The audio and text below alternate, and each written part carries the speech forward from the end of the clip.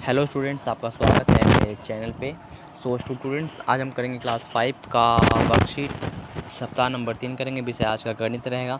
वो विषय रहेगा विभिन्न ज्यामितीय आकृति की जानकारी। ठीक है, वो विषय आपने पढ़ लिया, वर्कशीट पढ़ लिया, ठीक है, सब कुछ पढ़ लिया। तो प्रश्न नंबर भी पढ़ लीजिए। एक प्रश्न नंबर 1 ये है कि वस्तुओं का उनसे मेल खाती ज्यामितीय आकृति से मिलान करें व उत्तर को कॉपी में लिखें। मतलब कि यहाँ पे कुछ आकृति हैं और इसमें कुछ ज्यामितीय आकृतियाँ भी हैं, तो हमें उनसे मिलान कर देना है। ठीक है, ओके। तो आइए मिलान करते हैं। फर्स्ट में है घड़ी। तो इस प्रकार का आपके पास कोई सा आकृति है, तो वो 4 कोनों वाला है, जो कि गा से मिलान कर देना है। ओके। अब इसमें देखोगे तो इसमें 6 भुजाएँ हैं, तो 6 भुजाएँ वाला कोई आकृति आपको दिख रहा है जो कि का में है, तो का से हमें मिलान कर देना है। देखिए इस प्रकार के हैं, तो इस प्रकार कोई है, तो जी हाँ, वो 5 भुजाओं वाला 1 2 3 4 5, जी हाँ, तो इसे 5 भुजाओं वाला जो है अड़ा में है। अब देखोगे तो ये गुब्बारा है। गुब्बारा किस प्रकार का होता है, गोल सा। ठीक है, तो हमें इसको खा से मिलान कर देना है। आप देखोगे तो इसमें 3 भुजाएँ हैं, 1 2 3, तो इसमें 3 भुजाएँ, तो 3 भुजाएँ वाला जो कि चा में है। अब इसमें देखोगे तो ये वाला जो है, जो कि आयत है। ठीक है, तो आयत कौन सा है, घा वाला, तो हमें घा से मिलान कर देना है। सो सिंपल ही है। आप चाहो तो आप इसका स्क्रीनशॉट ले सकते हो, चाहे आप इसको अपने दिमाग यानी कि अपने आप से भी कर सकते हो। बिल्कुल सिंपल सा है। तो प्रश्न नंबर 2 भी कंप्लीट कर लेते हैं। रिक्त स्थान भरो। ठीक है, 3 भुजाओं वाली बंद आकृति को त्रिभुज कहते हैं। 5 भुजाओं वाले बंद आकृति को पंचभुज कहते हैं। और जो कैरम बोर्ड की आकृति होता है वो वर्ग की होती है। जो कैरम बोर्ड होता है वो चारों तरफ से बराबर होता है। इस प्रकार से भी बराबर होता है। ठीक है, इस प्रकार का 90 डिग्री होता है, इस तरफ भी 90 डिग्री होता है। ठीक है, तो वो हर तरफ होता है 90 डिग्री, मतलब कि वो चारों तरफ से भुजाएं दो जो कि सब बराबर है। ठीक है, तो इसलिए उसको वर्ग कहते हैं। ठीक है, अब यहाँ पूछा जा रहा है रोटी दिखने में वृत्त आकार की होती है। वृत्त आकार कैसा होता है, गोल। और जो रोटी होता है वो किस प्रकार का होता है, गोल। ठीक है, तो इसलिए मैंने वृत्त लिखा है।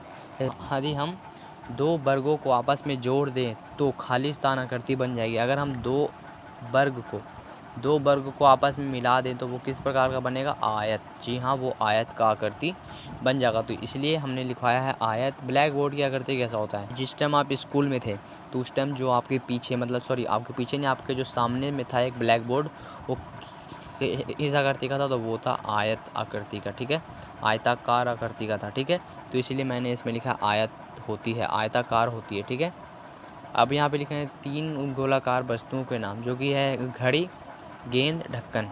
ठीक है, किसी 3 त्रिकोणीय वस्तुओं के नाम लिखो, तो मैंने लिखा है खिड़की, स्केल। खिड़की जो होता है वो भी 3 कोनों का होता है, और जो स्केल भी होता है, अपने फुट्टा होता है, इस प्रकार का होता है, तो वो भी 3 कोनों का ही फुट्टा भी होता है। ठीक है, तो इस प्रकार से मैंने लिखवा दिए हैं, जो कि एक समान मुझे पता नहीं हो रहा था, तो मैंने यहाँ पे लिखवाया नहीं। आप चाहो तो मुझे कमेंट करके बता सकते हो। 3 वर्गाकार वस्तुओं के नाम घड़ी है और एक खिड़की है। जी हाँ, खिड़की है, और एक टीवी है। ठीक है, आप चाहो तो इस प्रकार से लिख सकते हो, वरना आप कुछ और भी लिख सकते हो। ठीक है, अब यहाँ पे 3 आयताकार वस्तुओं के नाम लिखो। 3 आयताकार वस्तुओं के नाम लिखो, तो वो हो गया ब्लैक बोर्ड, किताब और कॉपी। ठीक है, आपके पास जो किताब कॉपी है उसका भी आकृति जो है वो ब्लैक बोर्ड का ही तरह है। क्वेश्चन नंबर 3 है कि चित्र को देखकर इसमें प्रयुक्त आकृति के नाम व उनकी संख्या खाली स्थान में लिखें। मतलब कि जो यहाँ पे फ़ोटो दिया गया है, जो चित्र दिया गया है, उसमें कौन कौन सी आकृतियाँ हैं, और इस आकृति में उसमें कितनी सारी आकृतियों को उसमें मतलब उसमें उपयोग किया गया है। फॉर एग्जाम्पल के देखोगे तो यहाँ पे एक है वृत्त। वृत्त जो है इसमें 3 है, देखोगे तो 1 2 3, तो इसलिए मैंने लिखा है 3। इसी प्रकार से आयत इसमें 4 देखोगे तो ये आयत नहीं, 1 2 3 4। ठीक है, तो इसमें 4 आयत हैं और एक वर्ग है। जी हाँ, जो कि ये है, जो इस प्रकार का जो है बीच में है वो वर्ग है। त्रिभुज इसमें 4 देखोगे तो 1 2 3 4। ठीक है, तो इसमें 4 त्रिभुज है, और इसमें 6 भुजाओं वाला भी कोण है। वो कौन सा है, इसका नेक, जो इसमें है नेक, वो है 6 भुजाओं वाला कोण। चलो मैं जूम करके दिखाता हूँ 6 भुजा कैसा होता है इसमें। देखिए 1 2 3 4 5 6, तो कितने हो गए इसमें 6 भुजाएँ हैं। ठीक है, आपको समझ में आ गया होगा। इसमें 6 भुजाएँ हैं, तो इसीलिए इसको बोला जाता है षटभुज। ठीक है, तो इस प्रकार से हो गया। प्रश्न नंबर 4 देखते हैं कि प्रश्न में दी गई ज्यामितीय आकृति से संबंधित दैनिक जीवन में किसी भी वस्तु का नाम लिखिए। देखिए, आप घर में या फिर आसपास देखिए कि गोल आकृति का कोई चीज़ है, तो हमारे घर में एक घड़ी है, वॉच है, तो इसलिए मैंने वॉच लिखवा दिया है। अब देखिए कि 3 कोनों वाला कुछ है, तो मेरे घर में खिड़की है, तो इसलिए मैंने खिड़की लिख दिया है। अब देखिए कि 4 कोनों का है कुछ, मतलब कि उसमें 4 कोनों एकदम बिल्कुल बराबर हो, तो वो डब्बा होता है, ठीक है। और देखोगे तो इस प्रकार का होता है आयताकार। आयताकार किताब होता है, कॉपी होता है, वो तो सभी के है, आपके पास भी कॉपी किताब है, ठीक है। अब देखिए इस प्रकार का कुछ होता है, तो हाँ फ़ोटो होता है, घड़ी भी होता है इसी आकृति का, तो इसलिए मैंने फ़ोटो लिखा है और घड़ी लिखा है, ठीक है। आप चाहो तो आप भी इस प्रकार से लिख सकते हो, वरना आप चाहो तो कुछ और भी यहाँ पे लिख सकते हो। ओके, आप देखते हैं जीवन कौशल में है खरीदारी। भाई इसको भी पढ़ लेते हैं एक बार अच्छे से और चेक कर लेते हैं इसमें करना क्या क्या है। ओके, तो इसमें सिंपली लिखना है जो आपके घर में एक हफ्ते में कौन कौन सी सामानें आती हैं वो यहाँ पे कर देना है, और उसमें कितने रुपए लगते हैं यहाँ पे कर देना है, और उन रुपयों का सब, मतलब उन रुपयों का कितने रुपए लगते हैं सब मिला के, तो वो यहाँ पे लिख देना है, ठीक है। अब यहाँ पे जो प्रश्न नंबर 2 में 1 और 2 जो है वो अच्छा सौदा है, और प्रश्न नंबर 3 में ख़राब सौदा है। यहाँ पे पूछा गया है कि लोग मोल भाव क्यों करते हैं, तो वो आपको यहाँ पे लिखना है। और यहाँ पे लिखना है अगर एक दुकान में 50 रुपये है, तो आप उसको बोलोगे कि 40 रुपये में कर दो, 35 रुपये में कर दो, ऐसा बोलोगे हाँ या ना, या फिर कुछ और भी लिख सकते हो, वो आपका मर्जी है, ठीक है। ख़रीदारी के ऊपर, ठीक है। यहाँ पे फर्स्ट जो दिया गया है, अपनी साप्ताहिक किराने की सूची नीचे लिखें।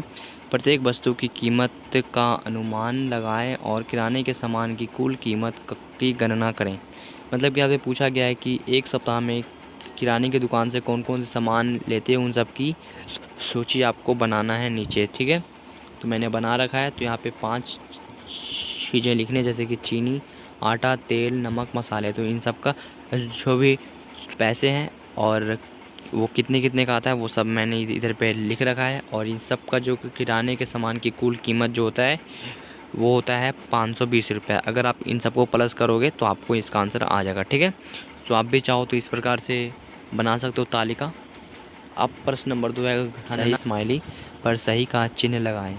एक पेन की कीमत 10 रुपये है, आज आप सिर्फ 27 रुपये में 3 पेन खरीद सकते हो। तो ये अच्छा फ़ायदा है, मतलब अच्छा सौदा ही ख़राब सौदा है।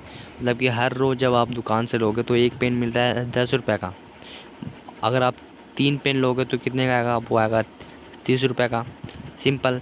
बट इस बार आपको जो पेन मिल रहा है वो मिल रहा है, ठीक है, वो मिल रहा है 9 रुपये का एक पेन, तो 3 पेन हो गया 27 रुपये का। तो इसमें इनमें से कौन सा अच्छा फ़ायदा है बताइए, इनमें से कौन सा अच्छा फ़ायदा है? जो 27 रुपये वाला है वो अच्छा सौदा है, ठीक है। तो इसलिए हमने इस पे लिखा है अच्छा सौदा, ठीक है। मतलब कि एक पेन पर 1 रुपये आपको इसमें कम देने पड़ रहे हैं। अब देखिए, एक दर्जन केलों की कीमत 50 रुपये है, आज आप सिर्फ 190 रुपये में 4 दर्जन केले खरीद सकते हैं। तो ये अच्छा सौदा है ना? जी हाँ, ये बिल्कुल अच्छा सौदा। देखिएगा कि अगर हर रोज़ आप लेगो 1 दर्जन तो आ रहे हैं 50 रुपये का, 50 रुपये का आ रहा है 1 दर्जन, तो 4 दर्जनों का कितना हो गया, 200 रुपये हो गया ना। बट इस बार आपको मिल रहा है कितने रुपए, आपको बता दूं। देखिए इसमें आपको मिल रहा है कितना, मतलब कि इसमें 2 पॉइंट मतलब 2.5 रुपये, ठीक है। 2.5 रुपये मिल रहा है 50 रुपये में, ठीक है। 2.5 रुपये का मतलब कि 47.5 गुने 4, 190 रुपये का मिल रहा है। तो बताइए इनमें से कौन सा सौदा अच्छा है? 190 रुपये वाला सौदा अच्छा है, तो इसलिए मैंने लिखा है अच्छा सौदा। अब देखिए थर्ड वाले में इस पे ध्यान देना, अच्छा से देखिएगा कि यहाँ पे ध्यान देना कि देखिए मॉल में बिस्किट के एक पैकेट की कीमत 20 रुपये है। मॉल में एक पैकेट बिस्किट की कीमत कितने रुपए है? 20 रुपये, ठीक है। पड़ोस की दुकान पर ऐसे 2 पैकेट 43 रुपये में उपलब्ध है। ऐसे ही जो आस पड़ोस के 2 दुकान हैं उसमें 2 बिस्कुट ऐसे ही 43 रुपये के आ रहे हैं। तो इनमें से कौन सा अच्छा सौदा है, 20 रुपये वाला या 43 रुपये वाला? तो हमारी मानो तो एक बिस्कुट आ रहा है 20 रुपये का, तो 2 पैकेट बिस्कुट हो गया कितने का? जी हाँ, वो हो गया 40 रुपये का। बट यहाँ पे मिल रहा है 2 ही पैकेट आपको बिस्कुट मिल रहा है 43 रुपये का। तो इसमें से कौन सा अच्छा सौदा है? जो कि ऊपर वाला अच्छा सौदा है 40 रुपये का, तो इसलिए जो इधर पर जो सौदा है वो ख़राब सौदा है, ठीक है, इसलिए वो ख़राब सौदा है। हमें यहाँ पे 40 रुपये दुकान वाले को देने थे, मगर हम दे रहे हैं 43 रुपये, 3 रुपये एक्स्ट्रा, इसलिए ख़राब सौदा है, ठीक है। अब यहाँ पे ये थर्ड क्वेश्चन ये है कि लोग मोल भाव क्यों करते हैं? आपके दिमाग में भी आया होगा कि लोग मोल भाव क्यों करते हैं। क्या आप एक निश्चित मूल्य की दुकान पर मोल भाव कर सकते हैं? देखिए, मैंने इसका आंसर लिखा है इस प्रकार का कि लोगों को सही मूल्य पर सामान मिल पाए, और हम एक निश्चित मूल्य की दुकान पर मोल भाव कर सकते हैं। वो आप एक बार बता देना मुझे कमेंट करके कि हाँ या ना कर सकते हैं कि नहीं कर सकते हैं, ठीक है। तो मैंने इधर पे लिखा है नहीं। अब वो आप अपना मर्ज़ी से कुछ भी लिख सकते हो, हाँ या नहीं।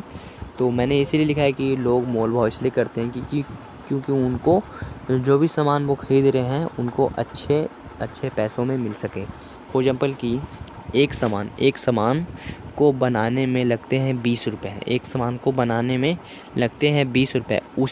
उसी चीज़ को दुकान वाले बेचते हैं कितने रुपए का? 40-50 का, ठीक है, मान लेते हैं 50 रुपये का बेचते हैं, ठीक है।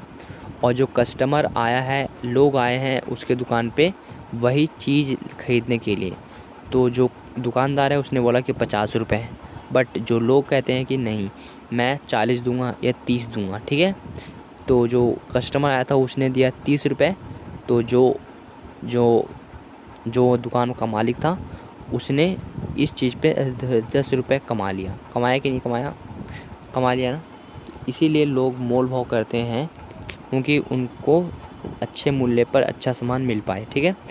तो आई होप आपको आंसर मिल गया होगा। तो फटाफट वीडियो को लाइक और चैनल को सब्सक्राइब कर दीजिए।